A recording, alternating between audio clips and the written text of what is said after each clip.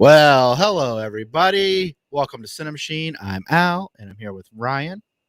Howdy, sir. You're Howdy. back. You're back. So Brandon's going to be joining us here in a little bit, so don't get scared, everybody. Ryan has been absent for a while because he's been cheering on his allegiance Heck yeah. team. Oh, there's Brandon. Better get it out of your system while he's. Woo! There it is. Let's go, Brandon. Let's Woo! We see that? Anyway, so yeah, Ryan, congratulations, I guess. Thank as a fan you. of the Braves. Thank you. Yeah. It feels so good. Yeah. You did it. I Yeah. never get to Cheered do the this, most. guys. I never get to do it. I'm just glad we don't have to see "Let's go" anymore in the text. That's right. What's up, Tony? You never know, Al. You never know. Oh my gosh. Basement Blues in the house? Yeah, Basement Blues is in the house. Loved having him on a couple weeks ago, and we were texting back and forth this week. We'll talk about it later. I went and saw French Dispatch, so unfortunately I wasn't playing in his area, so he was going to go see Dune. So Nice. looking forward to see what he has to say about that. What is that? It's a motion picture. Oh, I like them. But yeah, so lots of new cinema. How are you doing this week, Brandon? I'm good. Sorry that I'm late. It's okay. Unforgivable. It's just been one of those weeks, Our ever so growing audience is very upset. Sorry, Tony. Yeah, sorry. Yeah. Sorry.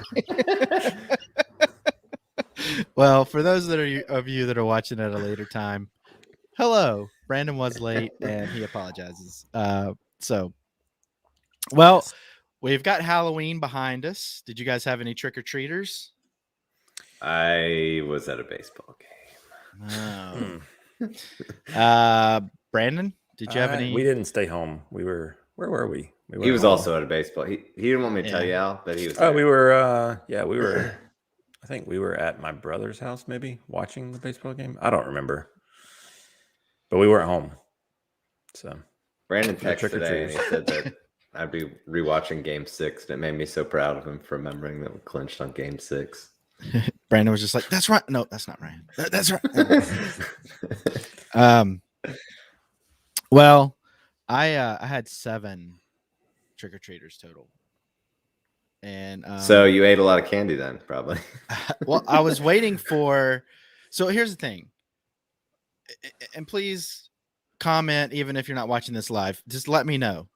Is it just me, or is Halloween just dying? It just feels like it's like dying a horrible. Like people still buy the stuff and dress up, but I don't think people go trick or treating as much anymore.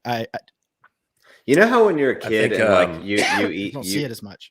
You would get like a certain type of ice cream or something, then you don't have it until you're an adult, and it's just a lot smaller. Yeah, like it just feels like you're like, was it always this small, or am I just grown up now? That's kind of how I feel like Halloween was. Like when I was a kid, we used to have like the whole neighborhood looked like a mall on Black Friday. We had a big neighborhood, but I mean that's what it was like. And there was a hayride that would just go, and you would basically just jump on the back and jump off at houses like it was on a tractor, and so they weren't going very fast. And I mean, it was just like it was a big deal. And you lived in Royston? I lived in Mobile, Alabama. It's still a big deal. I mean, a lot of it is transitioned into like trunk or treat type things that different churches and organizations put together. And a lot of it they end up doing early in the day as to keep kids off the street at night. Like they'll do it like 5 o'clock on like the square. So what you're saying is kids nowadays are lame. Maybe. Get out there, kids, at night. Get into some trouble. Hate those kids. I hate that guy. So no, I had 7 trick-or-treaters, and like Tony was agreeing with me. He said, when he was a kid, it's not the same even when his kids were young enough to trick-or-treat. But I mean, I had 3 Well, I had 7 groups of trick-or-treaters, put it that way, 20 people total, roughly. And only 3 people were wearing costumes, and they were all 3 the only kids that came to my door. And each kid was with a group of either teenagers or their parents, which is fine. But it wasn't like groups of kids. Like when I was a kid, it was like, okay, so we're all going to meet up with this gaggle of children, and go trick-or-treating. But these teenagers came up to my door and they were just wearing like black sweatshirt, like no effort whatsoever, white pillowcase, and just like. That's when you put your Michael Myers mask on. And well, I think next year I'm going to answer the door as Santa Claus and have Christmas music going and act like they're going to be on the naughty list. Dress up like Krampus. On the roof, like, yeah. I really think it would be more traumatic for children if I answer the door as Santa Claus and they're like, what holiday, what's going, what, huh? So anyway, but I was waiting for that one final kid to come, and I was just going to pour the whole bucket of candy, and I had packed on top of him. Oh yeah, on top of him, like he won the World Series. Get out of here, and kid. I was just gonna jackpot the kid. Nobody else came, and I was like bummed out. So I sadly sat there and ate my miniature Twix and Kit Kats and M&Ms. Yeah, it's been hard times on the Brandon diet lately with all the candy laying around. Yeah. I've been stress eating candy during the World Series. I look down, there's like 5 wrappers. Ryan's stress eating candy cigarettes because he wants to smoke. He's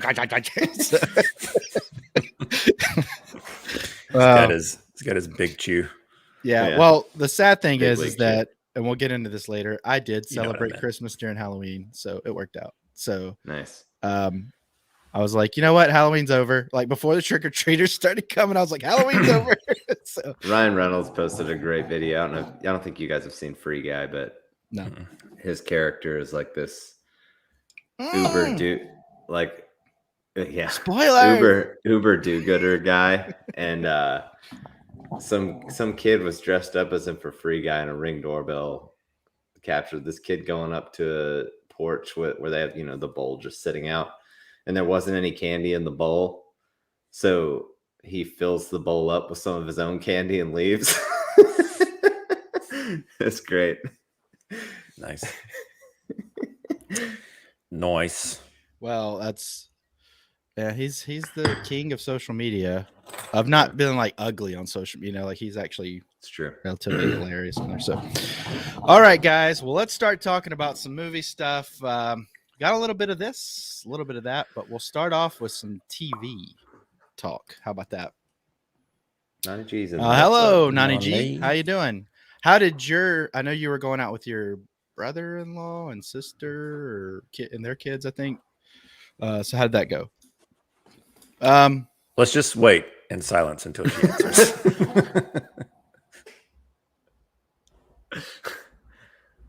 Al's making it awkward.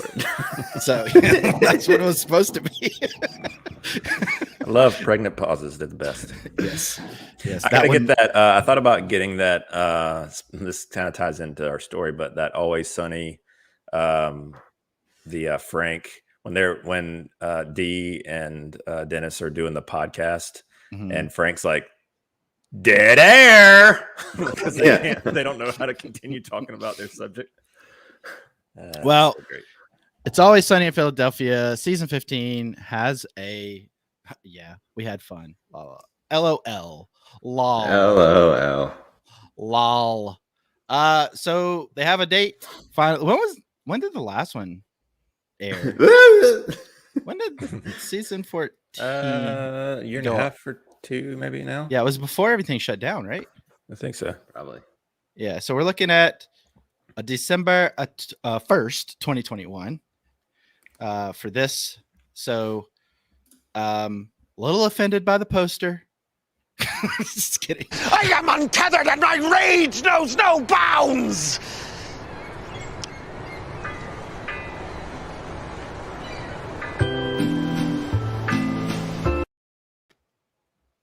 Well, we practiced that earlier. Went off. I'm just kidding. We didn't.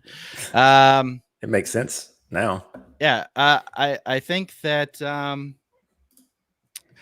excited about this. It seems like they've got so many side projects going now that it was maybe hard for them to get together. Maybe the pandemic kept them apart. But I know that Brandon's excited. Ryan, Yeah. stoked, yo. Yeah, I love this show. So, did you ever? I know we watched some of the latest season at my place when y'all are up, but have you finished it? You know, I'm not really sure. All those episodes kind of run together except for the earlier seasons for me. But I do need to check. I've like the first like 5 seasons, I feel like I've seen as much as I saw Seinfeld growing up. It's actually the opposite for me, and y'all will laugh at the reason why, but I know why. It's in 4. Well, it's because my bedroom TV is a plasma. I don't want those black bars burning in on the side. My bedroom TV is a plasma. But I will say that I'm actually going back and watching the first like 4 or 5 seasons as of late, because I was kind of got tired of watching like 5 through 12 over and over. Yeah. So now we're watching the early ones. So I'm like watching things like, oh, I don't know if I ever seen, like, you know, it's like sometimes when I would watch The Office or Parks and Rec or these other shows that I would binge over and over and over, I would come across episodes that I would like have fallen asleep to watching them at night. And they're like, I'm like, I don't remember these, because, you know, it'll autoplay like 4 or 5, and then you pick back up the next night and you like miss like 3 episodes. So yeah. But yeah, I'm excited about this. This series is just one of the only like series out there that's like, for whatever reason, they can get away with things that other shows can't, and I'm there for it. So if you haven't seen the highlight episode from the most recent season is the test screening, Thunder Gun 5 or 6 or whatever it is. That episode's great. Go check that one out, especially. It's good What stuff. other episodes do you like, Brandon? Well, I like episode 1 and 2. The texting episode's pretty good when they're at the zoo. Oh, the one at the zoo, yeah. That's pretty good. But yeah, they're all good. Well, look at you. Well, look at you. Did it for you. Thank you. You're welcome. I see that you got some drops here that you added in at the bottom. Yeah. You're probably going to set something, and then you just did some random one just now. When you were going on your diatribe about freaking It's Always Sunny. Look for the setup later. Al's going to set up so that he can use these. Liar, whore, and you know it. Wow. You did it for me. Wow. I didn't know we could. I was like, you're ruining it. You've never seen that movie. You should. Leonardo DiCaprio could still act back then. Oh. Got him. He'll never recover. Nope. I don't think so. Anyway, yeah, I'm excited about this. However, we do have some odd sequel news. Did you guys ever watch The Great Outdoors with John Candy and Dan Aykroyd? I mean, before you were born, Ryan. But yeah, I mean, I've seen it a long time ago, but yeah. So all of a sudden, out of nowhere, Dan Aykroyd comes out and says, yeah, we got a sequel in the works with the original director. And they're looking to cast the, quote, Candy type right now. John Candy is that movie. He and the Bear, anyway. I don't think you can cast a Candy type. Dan Aykroyd was... Let's play a game, though, hypothetically. Yeah. If you were going to do that, who would you say?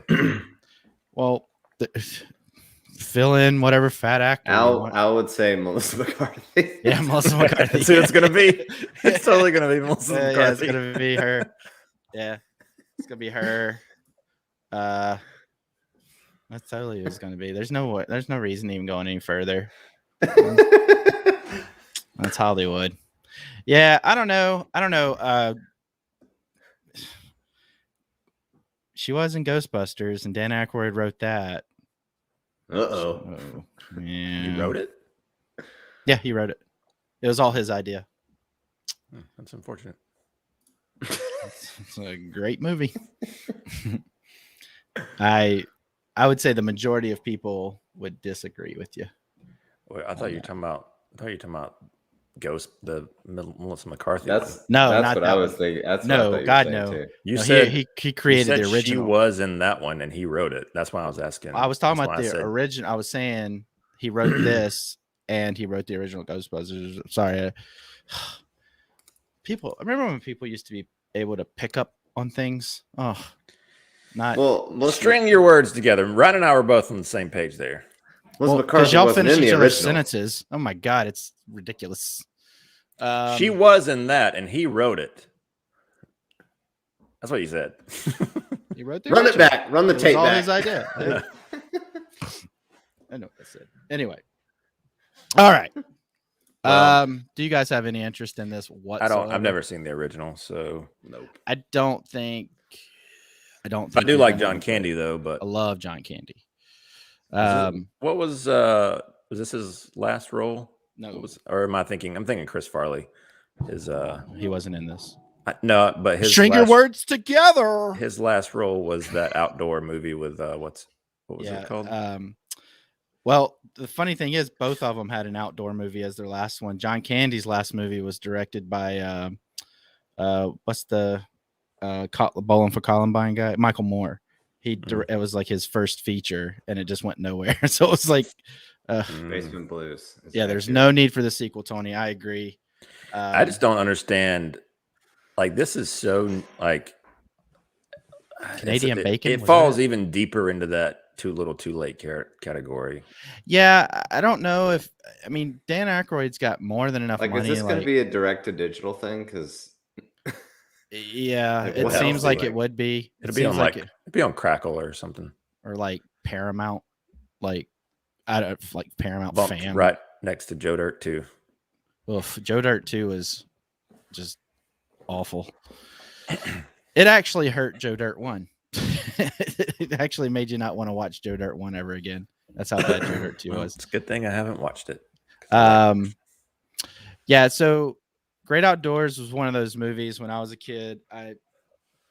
This was right up there with like Batman 89 and License to Drive and stuff like that. Like, I saw this in the theater so many times because my mom and my sisters would go to the Dollar movie a lot, and this movie was playing for like movies used to stay in theater forever back then, and this movie stayed in the theater for a very long time. And I thought when he blasted the bear, the shotgun, the bear goes running off, I thought that was so funny. That and the scene where he eats the steak and gets sick, I always thought that was hilarious too. And I just recently watched this again just about maybe 3 or 4 weeks ago, and genuinely go loved back and get his review of that on what we're watching. Just find it. We don't know where it is. It's somewhere. I genuinely loved John Candy and hated Dan. Like, you're supposed to hate Dan Aykroyd in this movie. That's why I don't understand how this is gonna stand up, because he's the foil in the movie. You're supposed to hate him,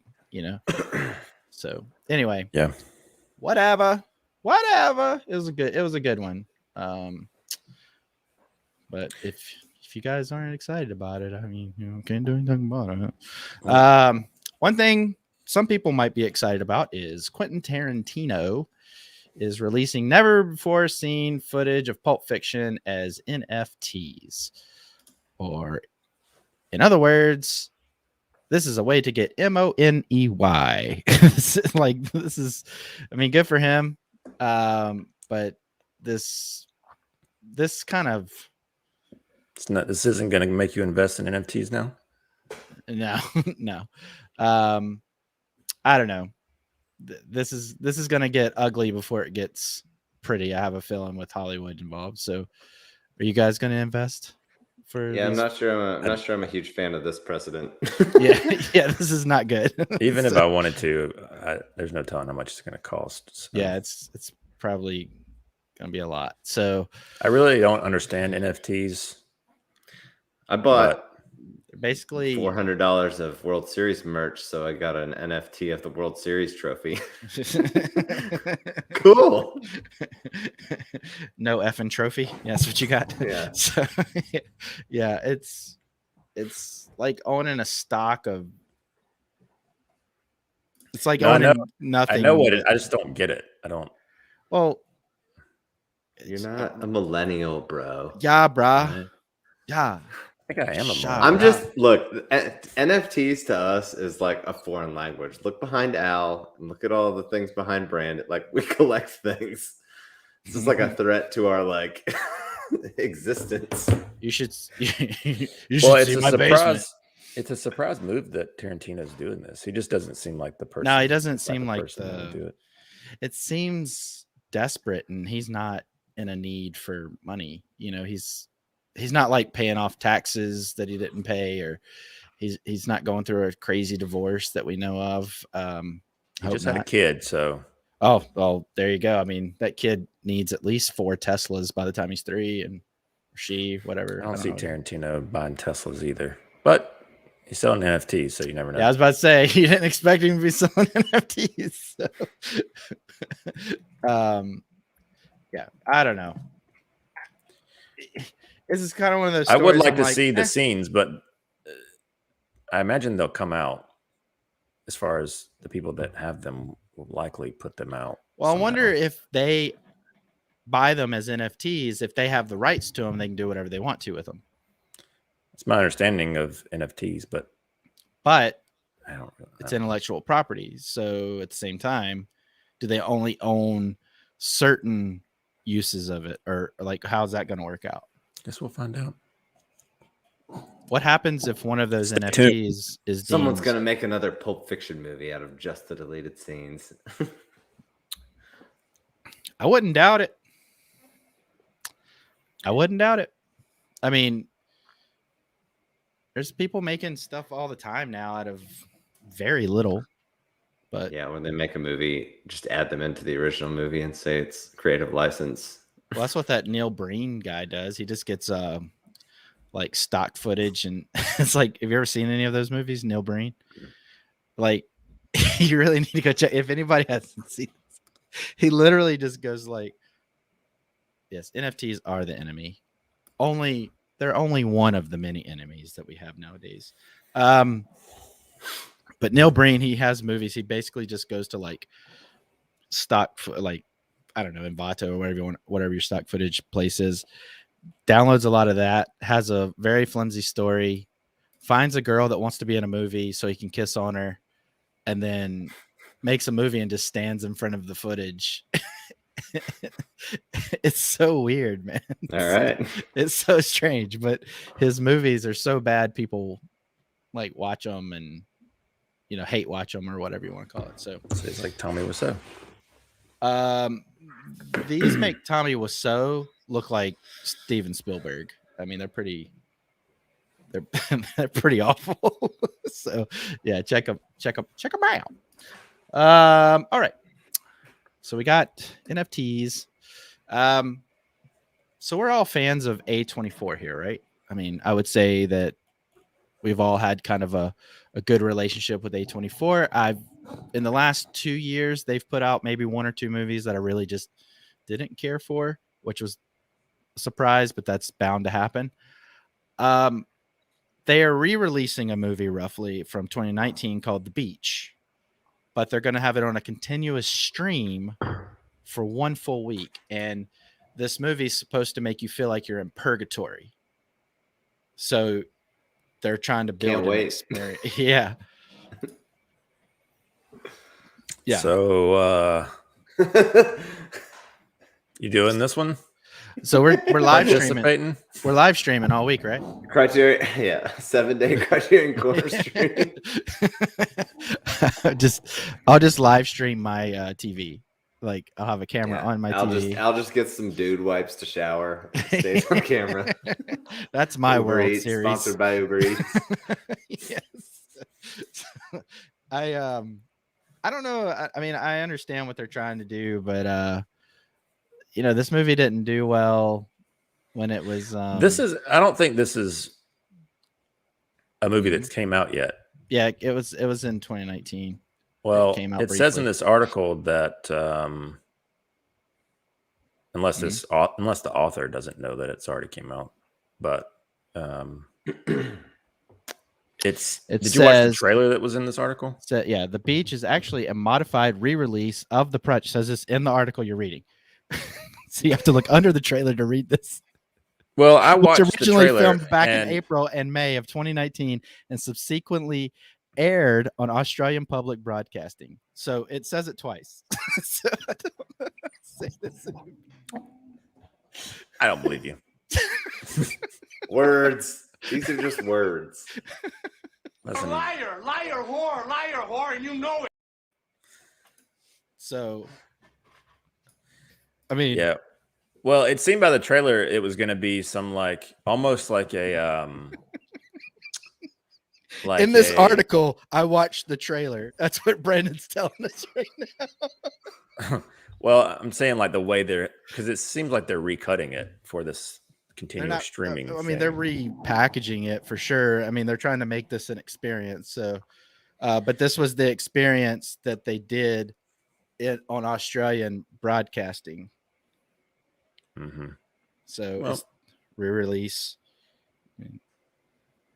All right. Of the project. It sounds riveting, doesn't it? Did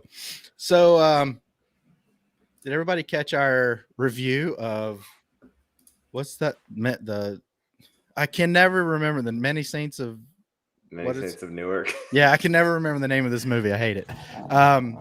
All right, so I think we're all kind of middling on it. Or I was less than impressed. I think Ryan and I, people that actually watch Sopranos, weren't too high on it. Brandon was like, I want to like it because Barenthal's in it.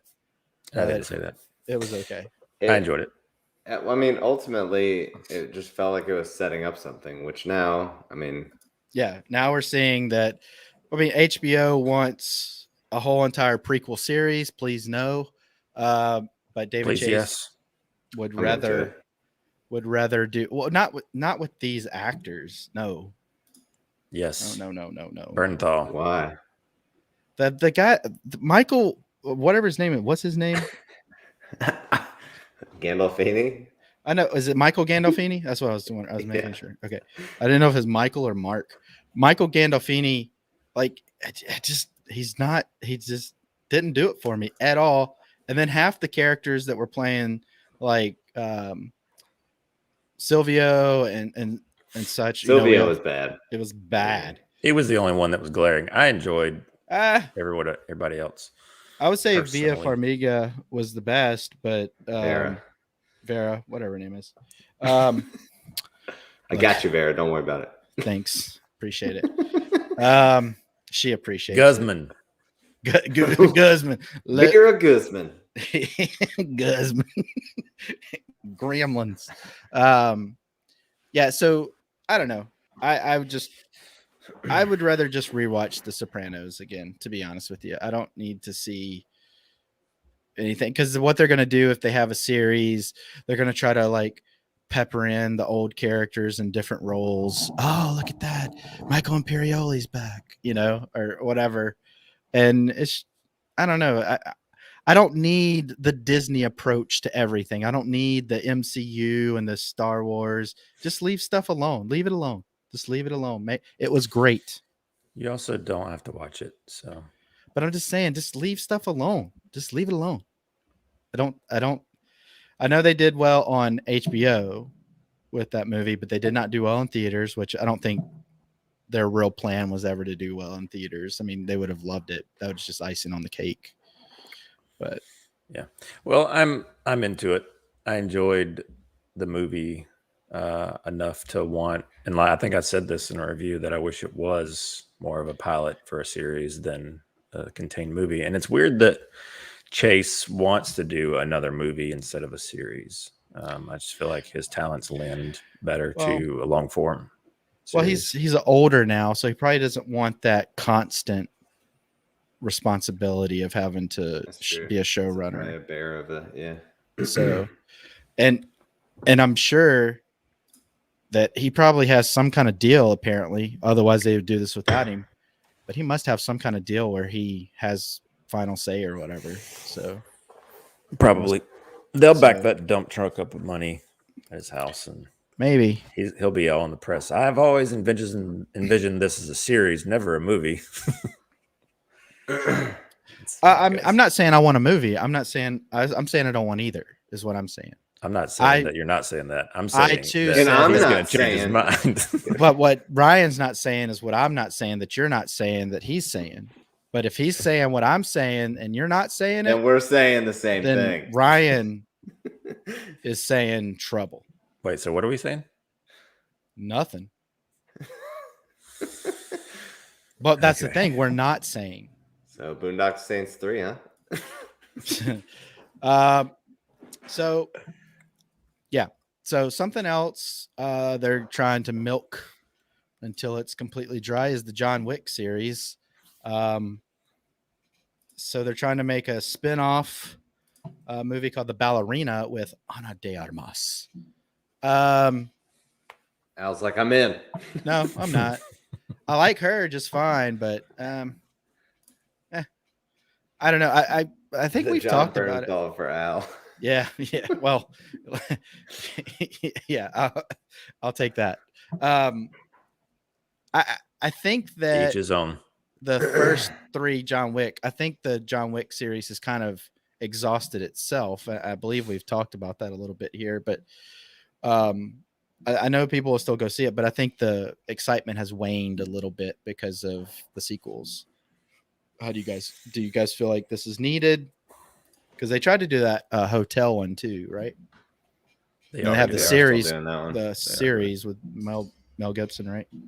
Yeah. I'm interested in. I don't really have any. The Mel Gibson thing interests me. I don't really know about this one, but we'll see. We shall see. Brandon. Yeah, I mean, I thought that the Angelica Houston stuff, the ballerina stuff, I think it was John Wick 3 that they introduced that stuff in. I can't even remember. Was interesting. Like a lot of this, like underground stuff, the Continental, the ballerina stuff, all that stuff. Like they don't like dive into it. Like there's a lot there. You can tell that there's a lot to be mined with all that, and I think it could be good. I'm not against it. So, and I like Ana de Armas. So, I mean, she's no John Barenthal, but I'm just saying. Well, who is exactly? Yeah, I don't know. I'm not going to get angry if they put nothing like that. I'm not saying that. What I'm saying is that it's so angry. It's just kind of to the same point I was just saying. Not everything has to be a freaking universe. Just leave some things as is. Just in your head, just in your own head canon, it's not. It's its own thing. It just frustrates me. Well, it does frustrate me because of the fact I don't want things to make sense. No, everything. But the thing is that everything makes sense encapsulated in some small doses. Sometimes you don't have to have 37 or something and 12 TV shows. You don't have to keep kicking that pig, So I don't know. I think people should be able to kick pigs if they want to kick pigs. I don't think people should kick pigs. Aha. Big old comment. What's up, Al? Reaction and reviews 21. What's up, Al? I agree with you. I am not excited for it.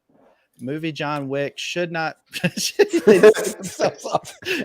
stuck. Ryan, what's up? You grow out your hair. And Brandon, the loyal one, you always hear, how are you doing? So thank you. Thanks for touching on all of us. He touched on all of us. Thank you so much. Brandon, the loyal one. I love it. The loyal one. I'll take it. Well, what's up, man? It's been a while since we've seen you in here. I agree, Ryan. Oh, you're talking about reaction reviews. Yeah. That too. Whatever. You've been well. Thank you for the kind Welcome back. comment. Well, that would have been you saying that to me. It didn't make sense, Brandon. I was. Well, something else that they have been trying to do for some time that nobody cared about the second installment of because it just didn't make money was Boondock Saints 3. Yes, I was happy to have somebody agree. Not it's like that was a plant.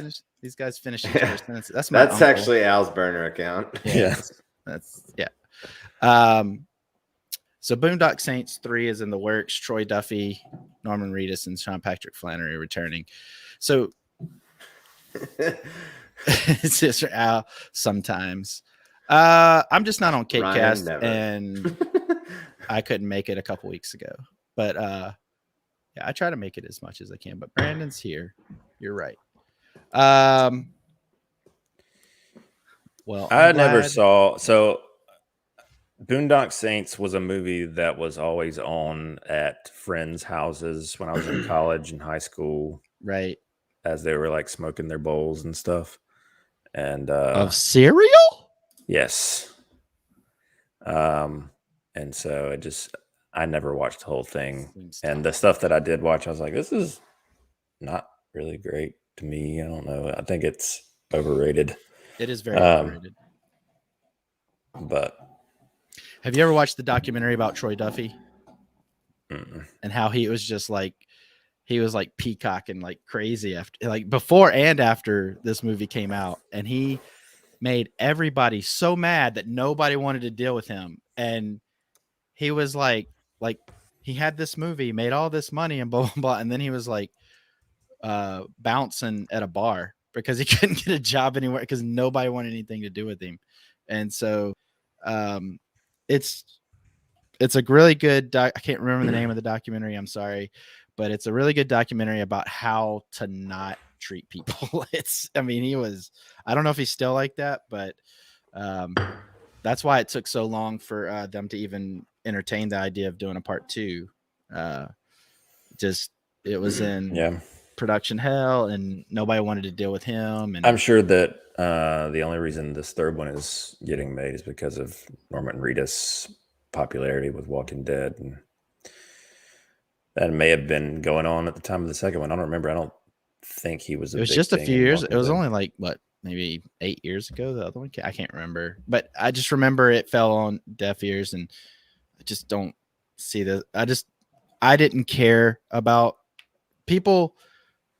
Oh, when I lived in Chicago, people left and right. I had a friend, Steven, out there. He was like, "Oh, you gotta watch this movie," and I was like, "I don't care about that kind of stuff." And it was like, it feels like a Irish Matrix or something. I didn't want to watch it, and I just thought they were ripping off the Matrix. And then one day we were over at his house and I watched it, and I was kind of like super disappointed at the fact that he had built this movie up so much, and it's just not my type of thing. Like, I can't be friends with you anymore. Like I said, I had a friend. Yeah, it's just not. I don't know. I don't understand the appeal of it. Willem Dafoe was the only part that I really remembered from it. I remembered.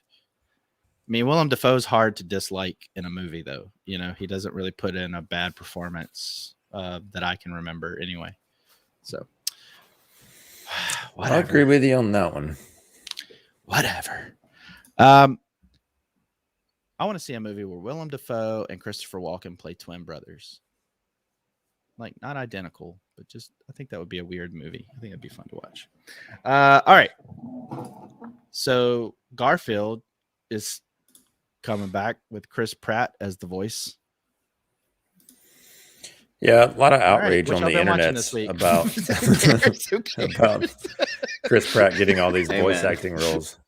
Oh my God. For some reason. Yeah. The internet just doesn't like Chris Pratt now, but that's what it is. Tomorrow War?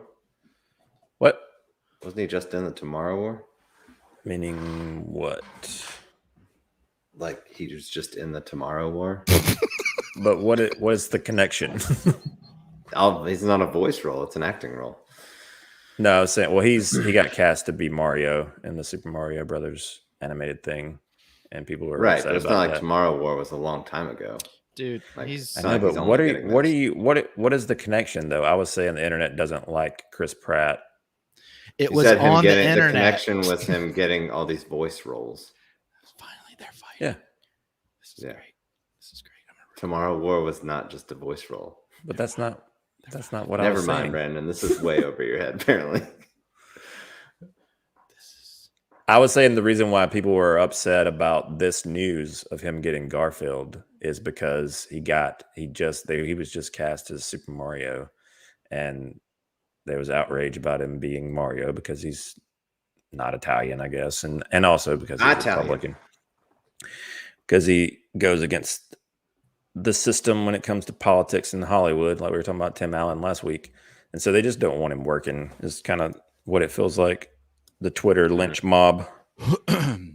Gotcha. Yeah. There's more than meets the eye there. And I agree. Old Chris Pratty. I like him though. And I like him too. I'm happy for him. So good job. Yes. Kill it. Kill Garfield. Kill it. Kill the movie. I mean, it really whoever plays Odie in this movie is really going to be if I see it or not. It's a good point. I really want Steve Buscemi in the role of Odie. So, by the way, he won Halloween by a lot of people's measure. All right. I am surprised. Well, speaking of casting, I want to get this one off the dock because it's been on there forever, and then we just had some more updates with it.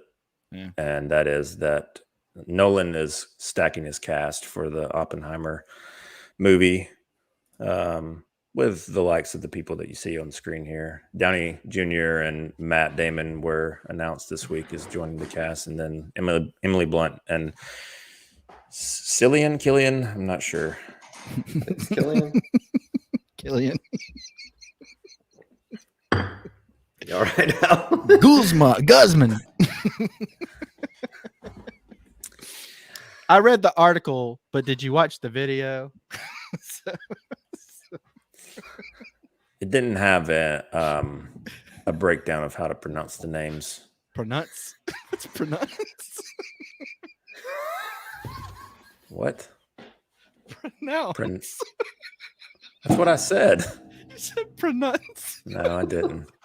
I don't even know what he said. I just think I was like on like loopy meds right now or something. Oh, that was good. All right. Sinner. All right, let's talk about some trailers. No, let's talk about this. I am excited about this. I'm excited to see Downey in something that could be really good for him, and that's not Marvel. Like he was in Dr. Dolittle. Well, yeah, that is another thing. I mean, it seems like he's kind of taken a back seat and produced a lot of things lately. And him in a Nolan movie could be good. And we've already seen Damon in a Nolan movie. I know Al hasn't seen it, but spoilers, Matt Damon's in Interstellar. And it's a good role for him too. So now I really don't want to see it. Yeah.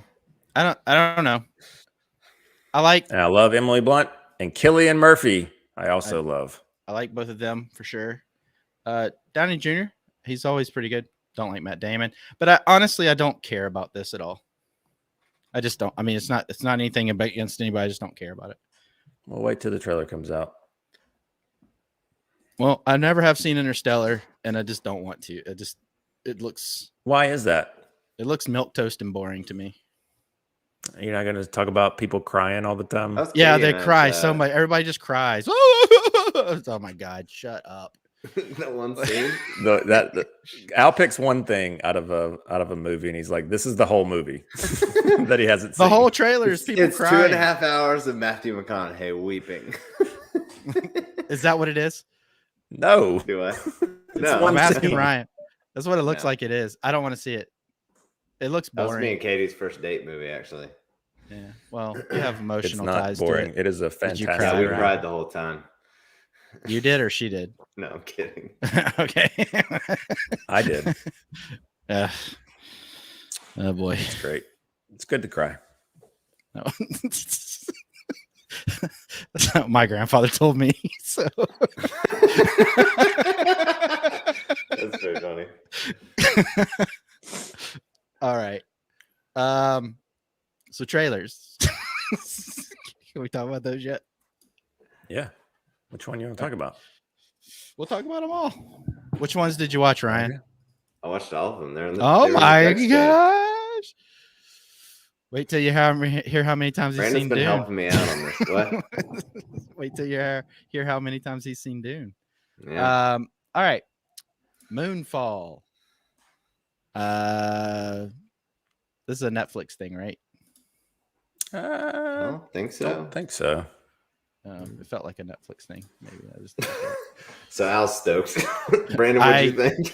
20 seconds, I was done. It's in theaters. Okay. It won't do well. The only thing that really intrigues me about this is Patrick Wilson, because I like Patrick Wilson. But Patrick Wilson and Boss Logic. I mean, the guy from Game of Thrones. They look the same. Yeah, I don't put a lot of stake in anything Roland Emmerich does. But is this Roland Emmerich? I didn't even look. I couldn't make it through the first 20 seconds of the You thing. can just look at the visuals until it's Roland Emmerich. It felt very basic, like paint by numbers movie for me. It seems like it could have an interesting premise that probably will be very surface level, like this hollow moon alien type premise. But yeah, I doubt it. But like Ryan, I do like Patrick Wilson. So I want Brandon. Patrick Wilson was also in Emmerich's last movie, Midway, I believe. Midway, which I didn't see, but my brother saw and liked it. But hang on, that sounds familiar.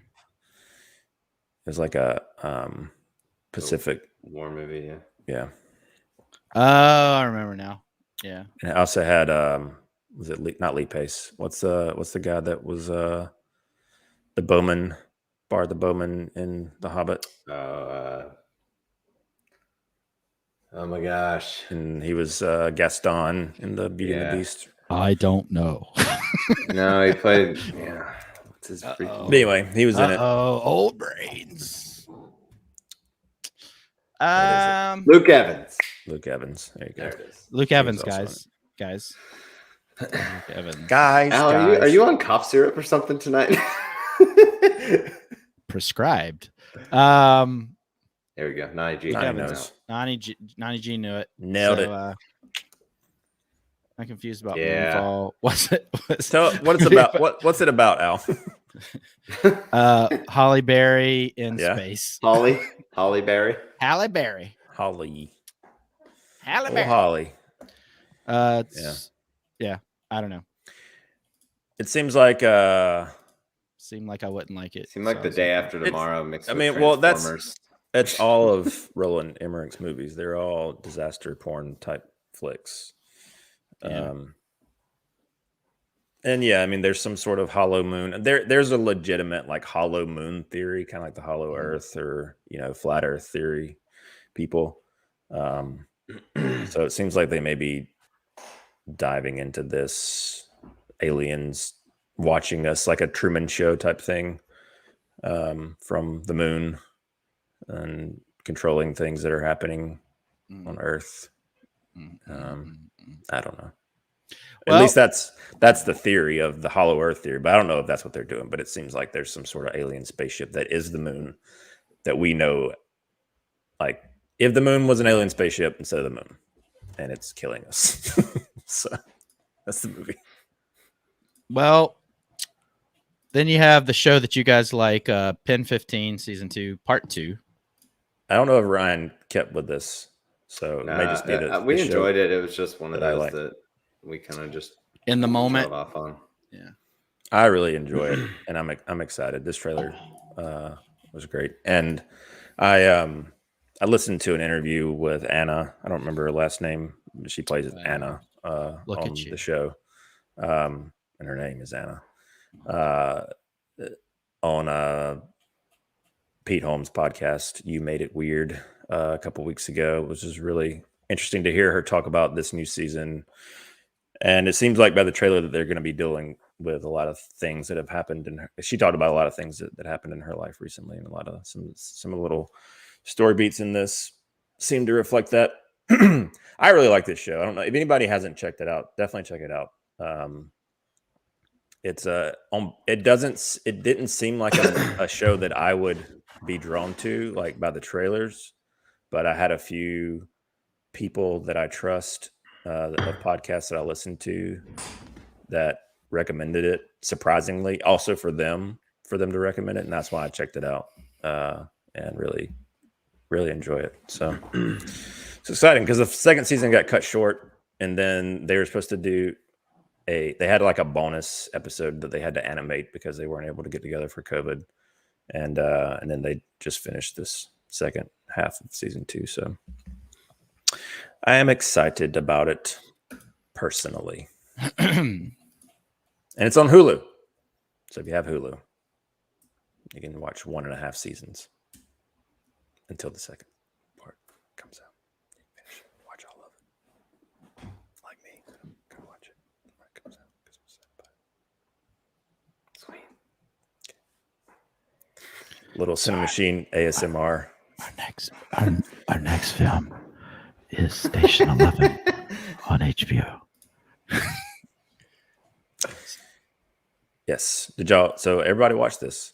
What's interesting about this is it's based on a book that came out in, like, is there anything interesting about this? I thought it seemed interesting. I don't want to see anything about anybody getting something contagious. That's what I'm saying. I know that a lot of people are turned off by the premise. It didn't seem realistic. Nobody was hoarding toilet paper in this trailer. And that's the first thing you do when there's a pandemic. Come on. Get with it. Like, seriously, this is another trailer. Like, more and more of these trailers, I can't even get through the trailer, so I have no interest in watching the full movie, of course. But yeah, I don't see this being like, whenever like at the end of last year, Hollywood was trying to come up with something new and exciting. So they came up with all these shows of people being quarantined at home and such. Like, I remember there was a show on HBO at one point about being quarantined, and then there were a lot of shows through Zoom, and it's that whole. Well, why would we want to live through that again? The thing that I'm saying is this is based on a book that came out in 2014 and went into production pre-COVID. Pre-production pre-COVID, and then started rolling cameras in January of 2019. I think 2020. It's just coincidence. Kind of like it's a coincidence for Sweet Tooth coming out, I think, and having similar. I think Kenny Rogers said it best when he said, "You got to know when to hold them, know when to fold them." Then this, I don't know, man. I think we may be. I think we may be some of those people that a lot of people like to indulge in their misery, and some people may gravitate towards watching something like this. So who knows? But the thing that draws me to it is that it's got some creatives from The Leftovers involved, and I love The Leftovers, and it's on HBO, so it's gonna have that, prestige. And I like the trailer. I mean, I separating. Do I want to see a show that's so close to home right now, and kind of be reminded of all the craziness going on? No, not really, but doesn't mean that it doesn't and couldn't be good. So for me, I'm gonna stay optimistic. I'll be pessimistic for everybody. So noted. Yes.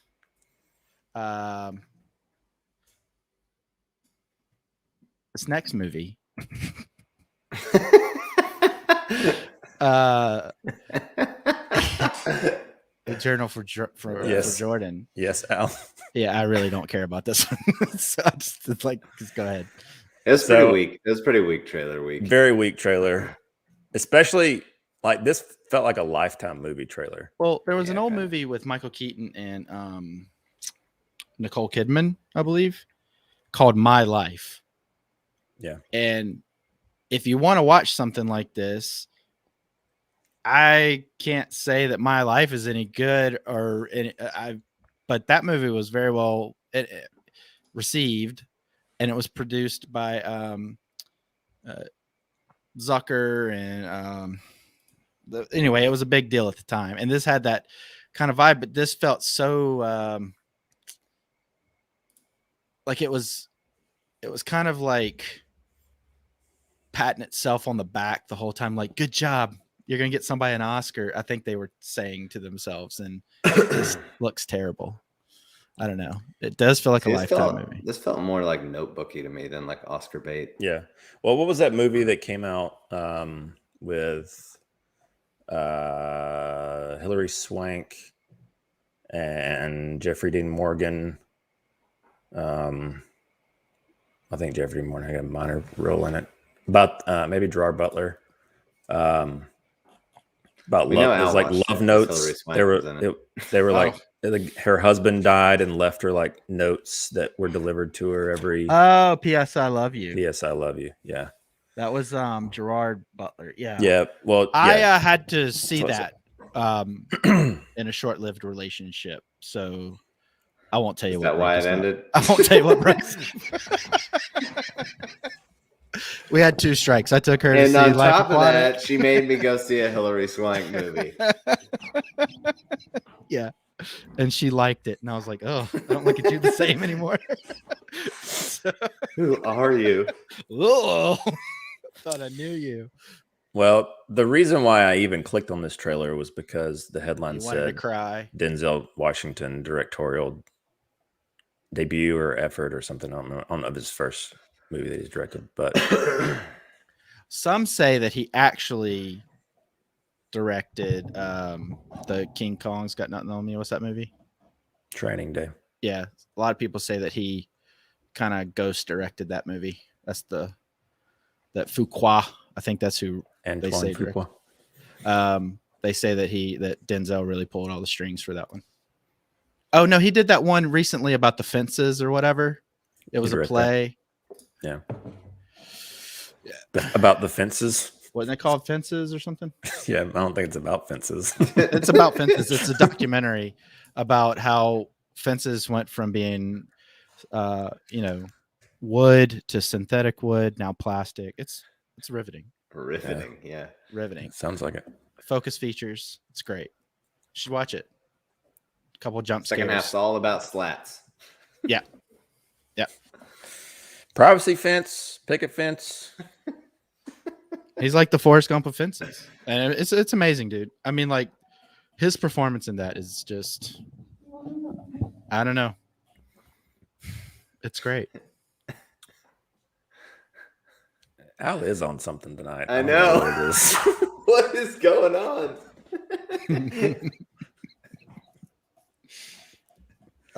Anyway, all right. This next one, I'm actually interested in. Al ate all the leftover Halloween candy before the show. He just shoved it all in his mouth. I didn't eat it. I snorted it. All pixie sticks. This movie, 8-Bit Christmas. It's all about a kid that wants to get a Nintendo in the late 80s. It's got Neil Patrick Harris. I think it's the kid from that detective movie on Disney Plus. Yeah. Yep. This looks like it could be somewhat entertaining as long as they do keep it a family film. I hope that's what they do, so I can watch this with like my nephews and niece maybe. Don't foresee myself really going out to watch this, like, venturing out to see this in a theater or anything. So it's rated PG, so it is a Christmas movie. Never know nowadays. There are rarely any movies rated PG live action. Yep, it's on HBO Max. I don't think it's a theatrical. Is it not? I don't think so. I mean, I'm not saying I'm excited about it by any stretch of the imagination. Looked like they were trying pretty hard to be in the 80s. The 80s scenes in this look like they were still trying to be modern, like type of dialogue in the 80s. That pulls me out of stuff when they're. I'm a little 80s out for a while of everything. But yeah, I think it's time to move on to the 90s, guys. So Yeah, they've burned it out for sure.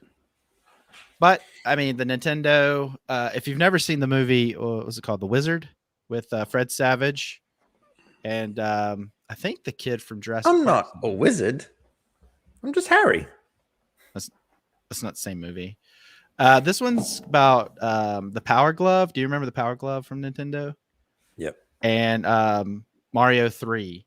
And there's a big championship, gaming championship, Nintendo championship. And the big game that nobody's ever seen before is Mario 3. And they have the Power Glove. And that Christmas, I got the Power Glove for Christmas. And my dad and I sat there and cursed that thing. My dad cursed it and I cried because my dad just sat there and like yelled at and threw it up against the wall and everything. And we took it back and I never got another Power Glove. So that was the worst. But that movie's great. I love that movie. Yeah, I'm interested in the movie, and it's super accessible, and it'll be something fun to put on with the kiddo. Yeah, I'm in Christmas mood right now. I'm in Christmas mode right now, I should say. So we'll talk about that in a little while. But I'm always looking for new Christmas movies. I almost rewatched Fat Man the other day, guys. I think I'm gonna add that to my tweener pile of movies. I'm gonna try to watch it again, but I'm nervous. I'm a little. Oh, here we go. He didn't hit it. All right. So he's got it now. Saw his eyes. Well, okay, good. Well, you got to be nervous about your damn kid. I saw it coming. All right. So the next movie is called Swan Song. Yeah, I don't care anything about this movie either. This one was the most appealing to me, but it still wasn't like something I'm like stoked about or anything. Yeah. I thought it looked pretty good, actually.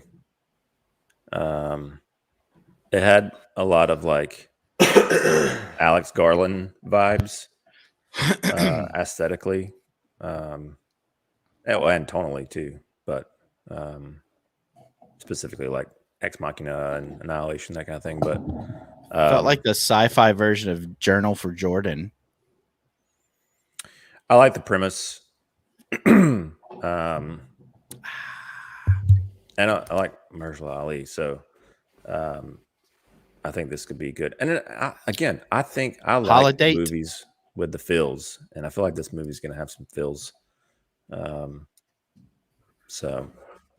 a lot of like everybody hit drama. That Patreon. We're gonna get Brandon a lifetime subscription. So is Holiday that movie with that one that everybody hates on? Emma Roberts, Luke Bracey, Nicola. That's the one that everybody like hates on, right? I don't know. I honestly can't say I've ever heard of this. Gotcha. Oh, I see the thumbnail now. It's a Netflix thing. Did it come out last year? I don't know. 2020. Yeah, I have not seen that. To answer your question, so might have to watch it. See if it's any good. You're thinking about Last Christmas, Ryan. Gotcha. That's the one with the chick from Game of Thrones. Terminator. With Emma Roberts. That's how Brandon pronounces Robert. Emma Roberts. Yeah, I haven't seen it. It's surprisingly good. Okay, I'll have to check it out. I'm always looking for new Christmas movies. I love them. I can watch them year round, so I love them. All right, so Ryan. Yeah. What have you been watching this week? Nothing. Yeah, I watched the Braves. Whole week. Swan Song. Yeah, that's right. God, that makes me so happy looking at that. Glorious. So I do have something that I did some sleuthing, and I wanted to bring this up to get just address this with you, Ryan. Go ahead. So I came across this picture of you from a few years ago, and I would like for you to elaborate on this because you say it's a job. It was a job, Brandon. Braves fan, and it was a job. Are you wearing your dad's hat? Like, see the credentials? Your dad's hat. It's like it's too big for your head. So first off, Is that a real person or a cardboard cutout? Because really can't tell. Yeah, it's cardboard cutout. They were all real excited.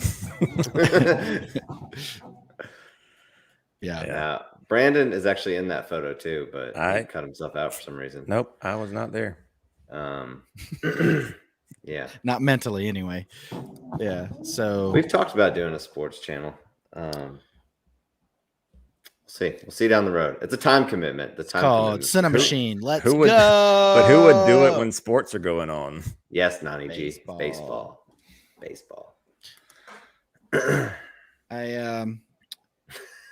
Oh, that was precious. Were you rooting for the? I think Nani G told us she's in Texas. Were you rooting for the Houston Astros? There's a right answer here. You're our Patreon. Your answer's right either way. Al and Brandon are like, don't listen to him. How do you think Ryan got to go to the World Series? Nani G. So yeah. Right. So you didn't watch anything else? You didn't watch Dune again? 4 times. I didn't watch Dune again. I'm reading the book still. Read the book. Cool. I can exhale. Okay. She's not an Astros fan. Right. I feel good. I'm going to the parade tomorrow. I'm excited about it. Yeah, we know we had to cancel another show. So anyway, so Brandon, what'd you watch? Well, I'm still watching Succession. I finished. What did you think of that last episode? It was so good, right? Yeah, it was good.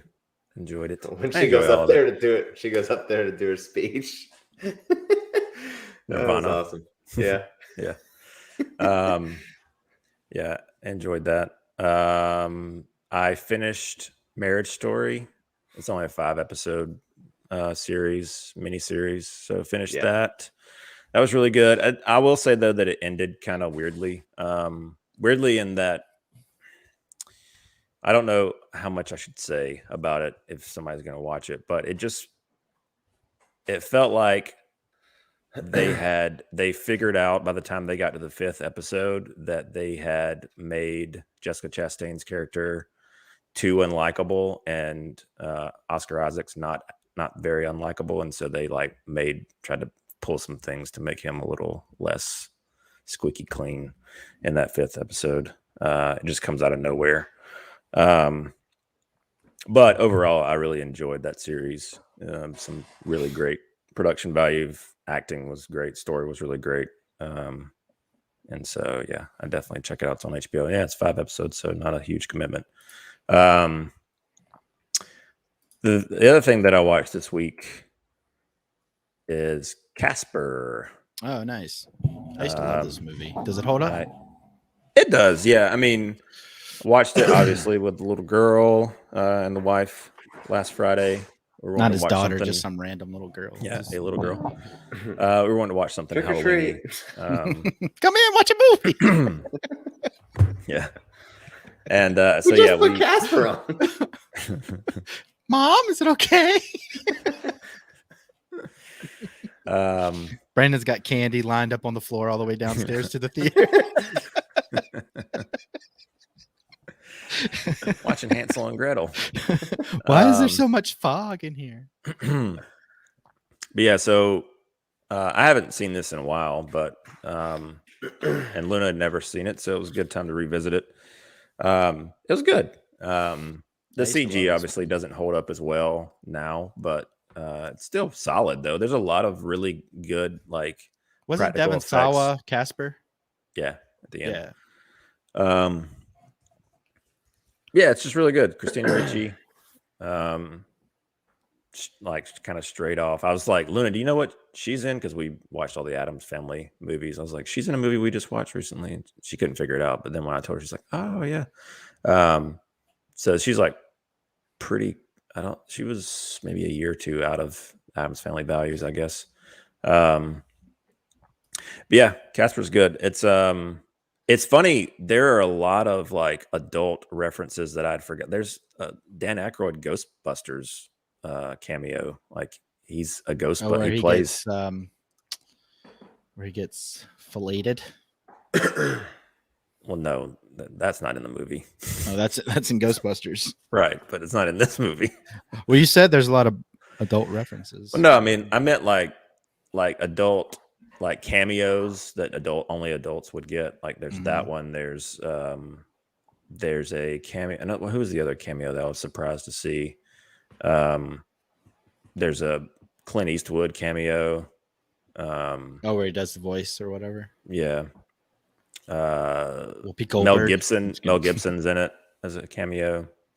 But yeah, it was. You got to think they were all like the hip actors at the time. Like they were like, There's a cool lot of little like kids. dated references in there for sure. That I didn't get at the time, but yeah, it's it holds up, and it was fun. It's a fun little Halloween. It'll probably be a regular Halloween ish movie for us because Luna really enjoyed it, and I watched it a lot as a kid, so there's a lot of nostalgia there for it. I remember like when this movie came out, I was more obsessed with the technical merits of it. Like I loved like groundbreaking visual effects, and this one had some like really cool like visual practical mixed in combined effects. So yeah, I think like every boy of that age back then, we had big crushes on Christina Ricci back in the day. Yeah, and Addams Family and this. So indeed. Yep, that's really all. We started Dune again I started Dune again last night with Melissa, and she got tired, so we didn't finish it. But we're gonna try and pick it back up tonight. How far did you get time wise? 25% through it. Okay. Yeah, I think I'm gonna hold off on seeing Dune again until I see it with my nephew at Thanksgiving because I want to go in as eager as I possibly can. So you're gonna go to that IMAX in Birmingham?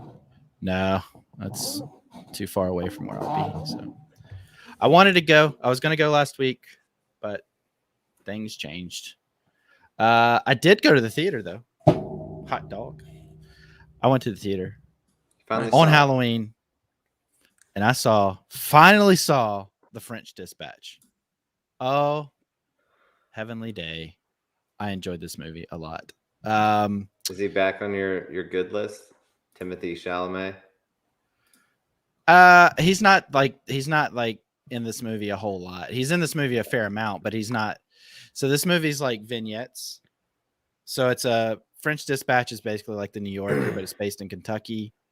Is where this movie has them based, and Bill Murray's the owner editor, and they're talking about how the writers come up with stories. So they go through 3 vignettes, and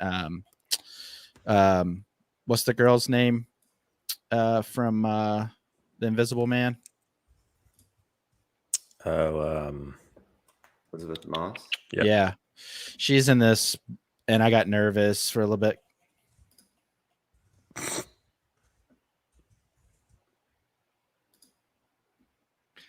And I thought he was going to do it. He's going to do it like randomly now. So anyway, she was in this, but very briefly. So that was good. That was like the heart palpitations I had when I saw that old dirtbag was in not Emily Moss dirtbag, but another dirtbag was in Once Upon a Time in Hollywood, and she was only in there for like 10 seconds. So that was good. But this movie was fantastic. It was delightful. There were people of all ages in this theater. There were about 10 or so people in the theater. But I do have a... Well, you got to be nervous about it. You're a damn kid. So good. So I do have a public service announcement, if I may. If you're elderly and you go to a movie theater, please stop messing with your phone. Says, please don't. Stop messing with your phone. And don't sit there and shake a whole cup, like a big gulp of ice, like the biggest drink you can get at the theater, and just go, and then go, and then crunch on it for the next 5 minutes, and then shake it, and then crunch on it for the next 5 minutes. This Shut seems up. unspecific to the I know elderly. you can't hear, but everybody else can hear you doing all of that. And then the lady had this terrible laugh. And they, like, Wes Anderson movies, you just kind of like, that was funny. You know, you don't die laughing. It's not like a knee slapper comedy, but it's a funny movie.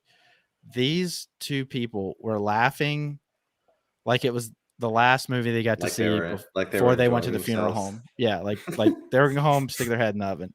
And it was just like, good Lord. So the lady kept picking up her phone.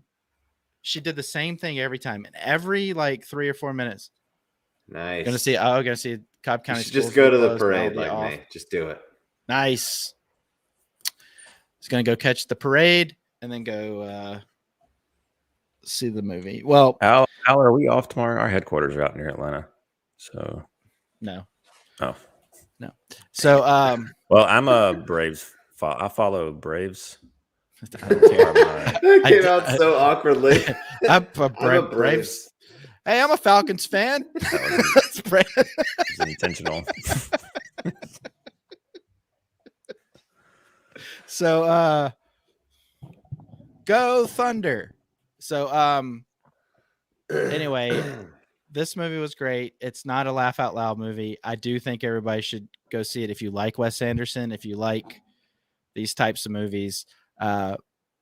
This movie's beautiful though. The set pieces, I mean, Wes Anderson, you expect no less, but he's really getting really to the point to where it's almost like a play on the screen to where they roll out sets and stuff. But Benicio del Toro in this movie is, I mean, once again, he doesn't put in a bad performance that I've seen, but man, he's really good in this. And it has the girl from the James Bond movies recently, the blonde girl that he falls in love with. So she's in this.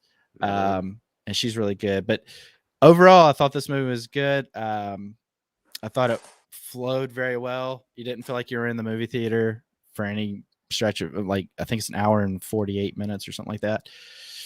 It went by so fast, and I was very eager to run out and buy the vinyl. I was like, oh, I like that soundtrack. I like the music in that movie. I was going to go buy the vinyl. So I was going to go see Last Night in Soho. And instead, I was like, I'm going to go get that vinyl, and then I'm going to go home and give candy to the little trick-or-treaters. The vinyl doesn't come out until January 7th. So I don't understand that, number one. And then number two, the trick-or-treaters really let me down. So I could have gone and seen the other movie. But it was a good time at the theater. I do highly suggest people see this in the theater, not wait till it comes to the home screen. But because the set pieces are so just, I mean, they jump off the screen. They're great. And the performances as well. So once again, Wes Anderson did it. And I do foresee this being on the Criterion soon, which brings me to my next little piece here. The Criterion sale is on, guys. Oh, sorry. The Criterion sale is on. And I have 2 movies that I will be showing this week. I bought 2 so far, and then there's a little something extra on there that I'll show this weekend that I need some help picking out the rest of them. I'm going to do a smaller buy this go around because I've got some other things I've got to purchase, but yeah, it's still, I'm pretty excited about it. So yes. Now on Halloween night, when I got bummed out, I watched these movies. I watched Santa Claus 1, 2, parts of 3, finished 3 up on Monday afternoon.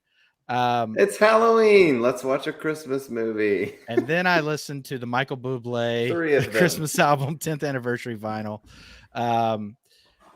These movies, they just go down smoothly. They're simple. I think I like the second one the best. Yeah, I look forward to seeing what you picked up too, Tony. So everybody check out Basement Blues for sure. He does some really good Criterion as well as other things, but Criterion for sure. But no, these movies were just, I don't know. I was done with Halloween after I got out of French Dispatch. First one's your favorite? Leaps and bounds for me. I'm not saying it's bad by any stretch of the imagination. The second one, the thing I like about the second one is when they come back to like the reality pieces where he's trying to get the wife and everything. The pieces that are in the North Pole in the second one are not as good, and the movie is pretty rushed. I mean, they got 28 days to find him a wife, and they go on one date, and he's like, "I love you." So it's like, whoa, calm down there. Yeah, church camp. So anyway, these movies are great. I am on a binge. So anybody and everybody that has Christmas movies that are kind of off the beaten path, or let us know what your favorite Christmas movies are. I'm getting into my tweener movies, the Thanksgiving movies, which I have Pieces of April, Planes, Trains, and Automobiles, Dutch. I'm going to do Krampus in there. And there was one more, and I'm forgetting it right now. But either way, I'm really looking for some new movies. I'll start watching 12 Dates of Christmas. That's a cheesy movie, but it's silly and fun. But very excited about the Christmas movies. This is when I get really happy and make Brandon and Ryan very uneasy. So you asked what I was on. I'm on Christmas Spirit, guys.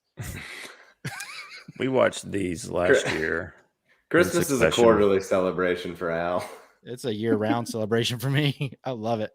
What were you saying, Brandon? I was just saying we watched these last year in succession with Luna right before Christmas, and I enjoyed them as well. I had never seen the third one until. That's the exact movie I was thinking of, Downey G. Home for the holidays. Yeah, so Christmas. This is a top to what we use on stage, but it's very, very special because if you can see, the numbers all go to 11. Look, right.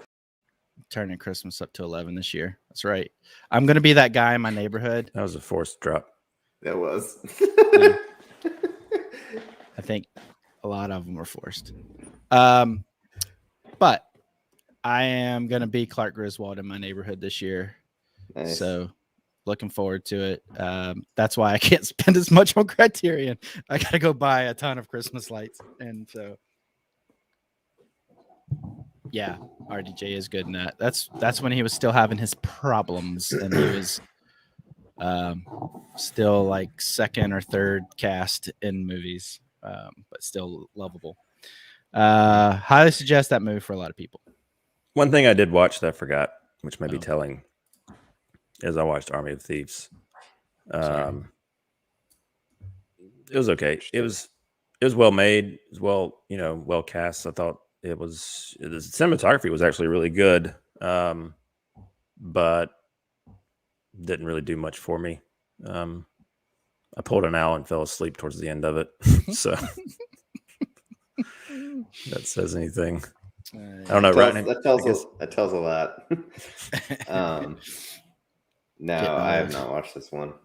It had some cool visuals with lock picking that I enjoyed, but the story was pretty bad. I mean, and it's tropey for trope's sake. It's kind of intentionally done that way, but it just didn't resonate with me. Gotcha. Personally. So, but a lot of people seem to like it. So, to each their own, I guess. Well, folks, Ryan, I didn't make you do it at the beginning because I wanted you to be able to talk about your Braves.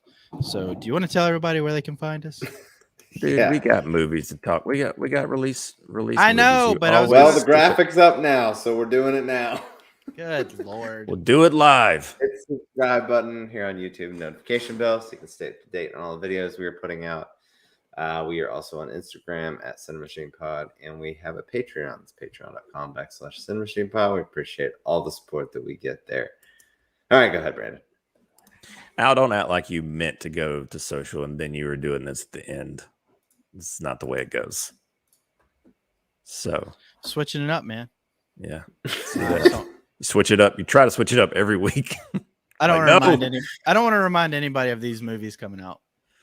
Well, that's okay. Yeah, so releasing this week, I guess the mainstays for this week are going to be The Harder They Fall on Netflix, Eternals, which we touched upon on Cape Cast Tuesday. If you haven't seen that episode, check it out. And then Finch. Me personally, I'm going to watch Finch tomorrow night. I'm excited to see that movie. So I think it looks good. It's on Apple TV Plus, so it'll be streaming in the Duncan household. Anything you guys? Al, obviously not. Ryan, you interested in anything? I'm interested in Eternals, and oddly enough, I'm more interested in Eternals now that the Rotten Tomatoes score is so bad. Yeah, same. Yeah, I'm interested in checking that one out. I'm interested in Eternals too, but I don't think I'm going to go see it in the theater. We'll end up seeing it. I just don't know exactly when yet. Word.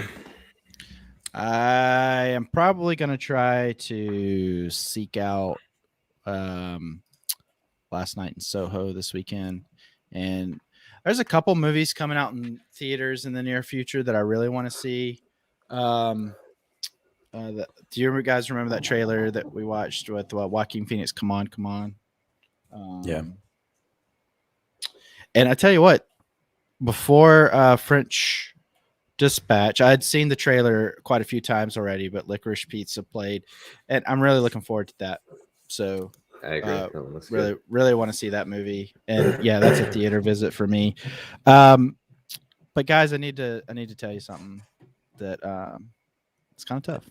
They revoked the World Series trophy from the Braves. No, that wouldn't be tough.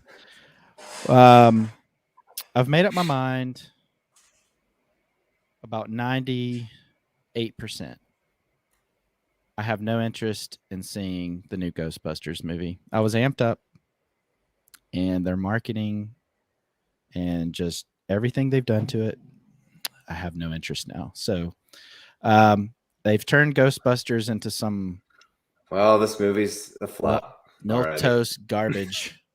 Well, I don't know. I mean, I'm not saying that my opinion has any kind of clout, but I think more and more people are going to lean this way because it just looks like it's way too serious.